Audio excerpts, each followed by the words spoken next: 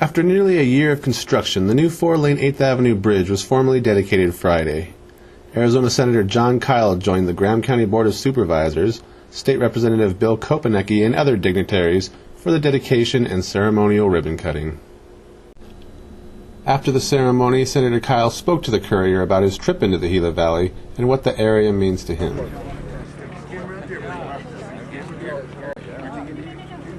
I want to thank FMI for picking up the balance of it. What was nice here with this bridge project is we was able to build this bridge without using local taxpayer dollars, and that's kind of unheard of anymore, and probably will never happen again. But we appreciate Senator Kyl and coming down here for this. Good afternoon, ladies and gentlemen. My name is Bill Harmon, and I'm the district engineer for the ADOT Cypher District. I had a good mentor of mine years ago tell me that in order to realize success in this world, you need partners and you need champions. I appreciate the good help of many people whose vision over many years of hard work made this possible. It's because we worked hard with a common vision, common purpose. These are important community events because if you think about 30 years from now, people aren't even going to know what the history of this was, but there'll be a picture somewhere and a plaque that reminds them about who got it done and when it got done and why and so on. But this actually started a little bit before the construction on this bridge with me. After the flood of November of '94, I came here, I think in fact it was April, the month was April of '95. I was over at the Solomon Bridge, and as a lot of you old timers know, that had gotten washed. Both approaches I think were washed out to some extent, but I think it was the north approach was totally washed out when the river changed course, and everybody was kind of hemming and hawing about what to do, because to get that fixed, Fish and Wildlife Service said that there's some kind of a big NEPA study required. It would take a lot of money and a lot of time because of the minnows in the river. And it occurred to me that the minnows in the river were probably pretty happy when the river was flowing right underneath the bridge. And maybe they weren't quite as happy when they had to make that big detour around, and heck, all they were going to do is just put the river back in the channel it was in and re-bulldoze the approach, and that'd be that. But for some reason the federal government didn't see it that way.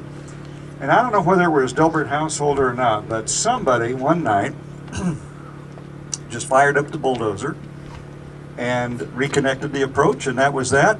And I don't think anybody ever heard from the United States Fish and Wildlife Service, but I won't tell you who it was that gave the advice to just go ahead and do it.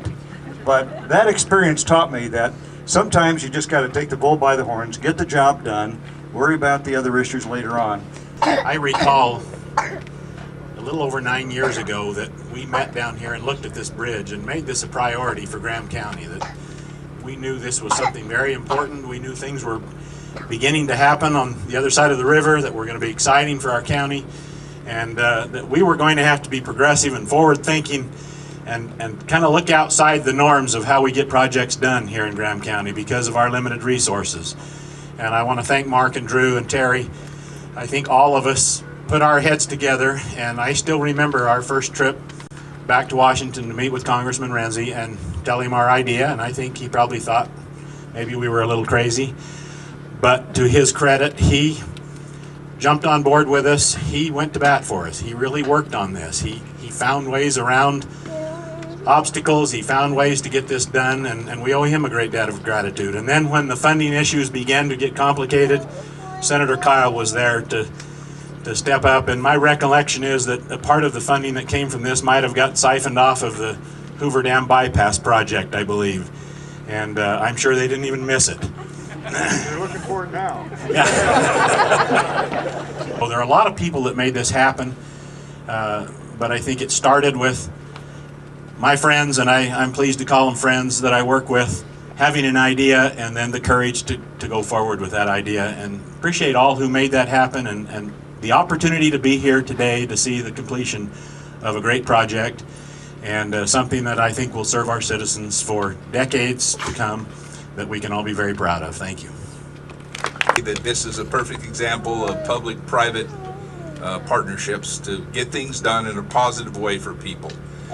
And we're lucky to live here. I happen to be one of the farmers that used to try to drive equipment across that old bridge, and still remember the hair-raising experience that was. And if you can raise my hair, you've really done something. So as a scary proposition.